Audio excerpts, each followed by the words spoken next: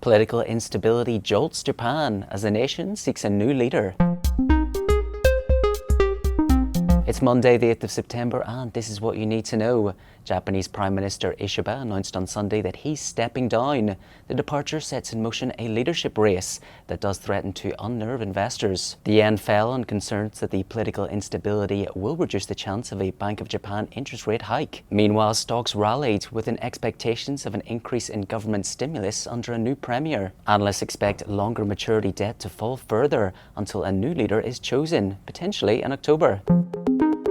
More political drama due up today as France is all but certain to start looking for its fifth Prime Minister in 3 years. Prime Minister Bayrou's government will likely fall, with a confidence motion set for today in France's lower house. The bigger risks are what could unfold over the coming weeks or months and could pose long-lasting damage to French stocks and bonds. President Macron has so far publicly refrained from saying what his next steps are, but picking a new Prime Minister won't be easy.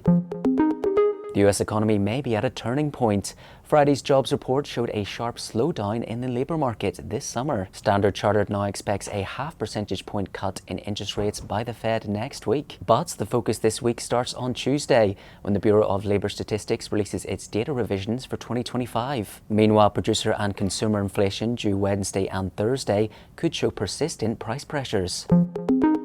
Let's look at oil, our chart of the day. Prices climbed despite OPEC Plus agreeing to raise production once again. The latest decision to boost production from October by 137,000 barrels per day came as a surprise as the market heads into a likely oil glut. But the risk of sanctions on Russia offset the announcement. Bloomberg reported that the EU is considering new penalties on Russian banks and energy companies as part of its latest measures to end the war in Ukraine. And our stock of the day is AstraZeneca.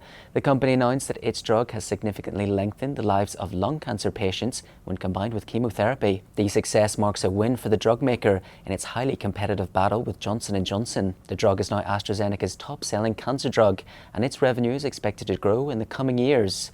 And that's what you need to know this morning.